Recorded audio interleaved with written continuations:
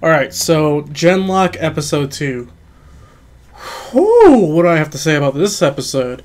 Fair warning, there are going to be spoilers, so I would say if you haven't seen the episode, fucking leave.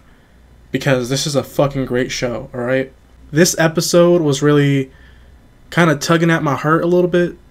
Because, one, you do learn that Chase really is alive. You know, that's an obvious thing for a main character. You know, he's not actually dead. But it's the way that they show that he's alive. So in the crash, it turns out he just barely survived. And they do mention that they do have regenerative, was it like nanotech? But, you know, the Union has this nanotechnology that kind of fucks you over.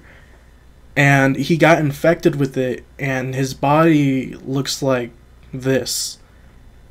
And it's pretty fucked up. Like, oh my god, dude.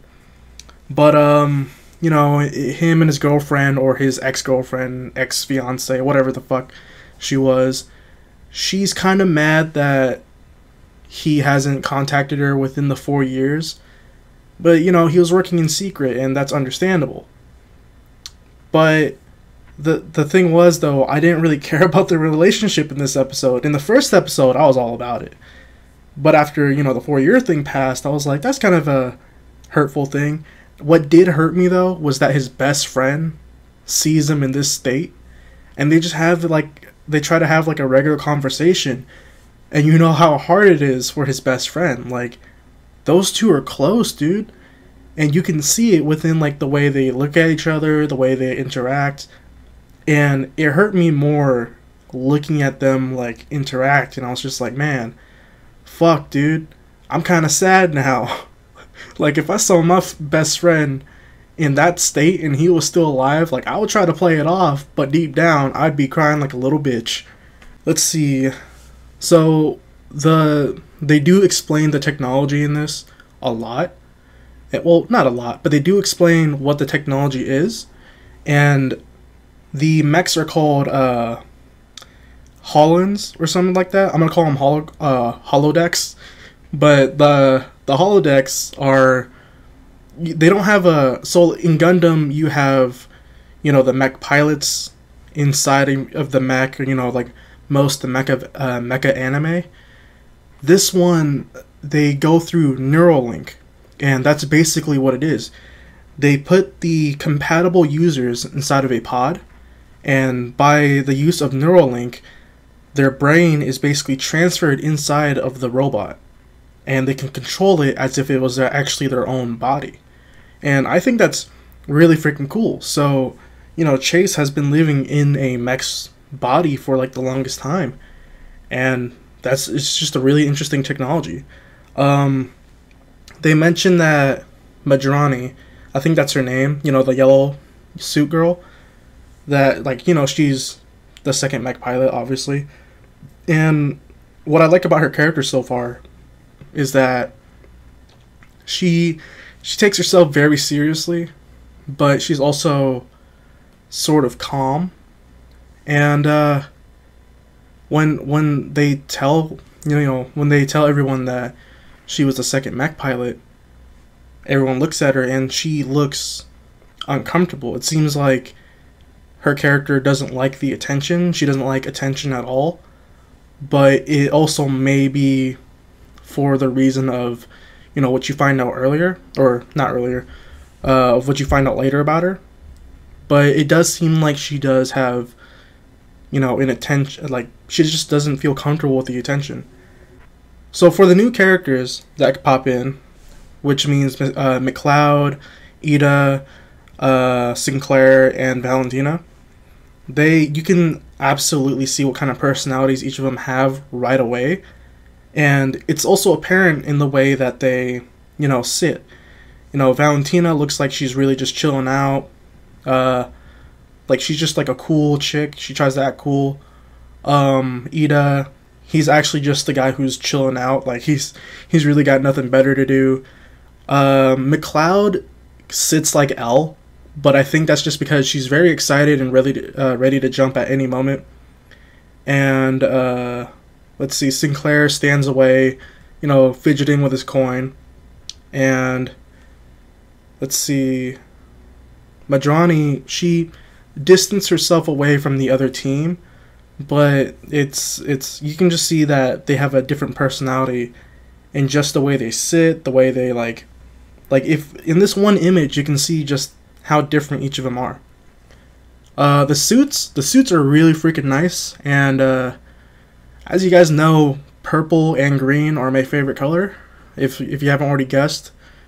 But Valentina in that suit, whew, man, man, do I need to say more? Do I need to say more? So aside from Valentina in that suit, they give you an interesting thing about the suits where they work like Power Ranger suits.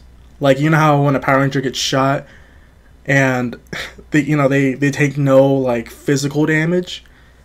This suit is pretty much that, because there's a moment where one of them got shot and the bullet bounces off of them, but the impact still stays. So it works like a Power Ranger suit. You notice that the suits will glow when, in combat, when they want to do something like, oh, I want to run fast, the suit's going to glow. I want to be stronger, suit's going to glow. Basically, the suit will glow for certain things, like how they want to fight. I don't know how they activate it, but it seems like it's a neural link as well. Like the suit is connected to their brain in a way. The fight scene for this episode is really cool. You do find out that this asshole is, a villain. But it's an interesting thing where he's actually a clone of Sinclair, I guess. It's really hard because the doctor talked about how he's not actually Sinclair and that they might have killed him, or Sinclair's just captured.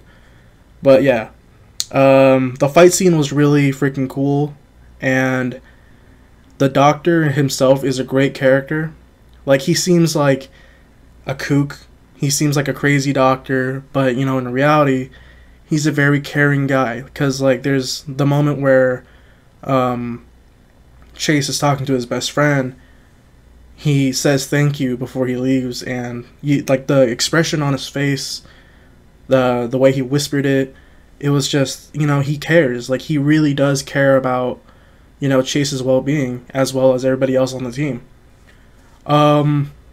They also so they gave you another example of why Genlock is an important factor, because there's a reason why you have to be compatible. And I figured this with the neural linking, and I'm not a scientist, but neural links in movies, you're gonna fucking die if you're not compatible. They put Sinclair in the thing after he demands it, and once he gets in there, that dude's brain is fucking fried. Like, whoa. Like, the doctor didn't want to kill him, but he was like, fuck it. If it's gonna save everybody else, I'll do it. Put that dude inside the fucking pod. And he just died. Like, oh man. Other than that, there wasn't much I disliked about the episode. I didn't really like how Chase's ex-fiancée was acting. She was kind of bitchy. But, it's understandable. The lighting was really bothering me because, like, there were some points in the scene where it's, like, super fucking bright. And then other points where it's, like, it's so dark. Or, why is it bright in just this area? Like, this dude's patch is too bright, or the outside is way too bright. They do add some 2D animation in there, but the way they add it in is like it's kind of bad the way they put it in there, because like, one moment you see this CGI, helicopter or plane, And then next thing you know, it's just 2D flatline flying across the screen, and it's just like, you notice it right away, especially if it's just a single shot. And that's what's really bothering me about the series. Like, you know, it's okay to have 2D animation, it's okay to have that, but if they just polish up their, you know, still animations, their walking animations, to make it not look choppy, then that'd be fine. It honestly probably look better if they use mocap. I don't know if they use mocap in this. And, yeah, that's about it. Go fucking watch the episode if you haven't already. And tell me what you think about the episode, because this shit is so good. I already like it better than Ruby. That's just because I'm a nerd. But, yeah. I don't know if I missed anything about the episode that I was going to talk about. But, pretty much everything is there. I mean, it's just a great episode overall. You learn about some new stuff. And, yeah. Just check it out, man. I think Genlock is going to be great. And I already like Valentina. I really like Valentina's personality. But I also love her design. Don't judge me. She's hot. McCloud is also a little favorite of mine. And before I end this, I'm just going to say I kind of want Valentina and Ida to get together. To be like the mom dad of the group. Like, I can really see it. But they're probably going to pull, you know, a LGBTQ thing where it's going to be, hey, Valentina and McCloud. I don't know. Media now kind of pulls that one over everybody's eyes for no reason. But if they do it right, then I'll be fine with it. But, yeah. It's a great episode, and go check it out. See ya.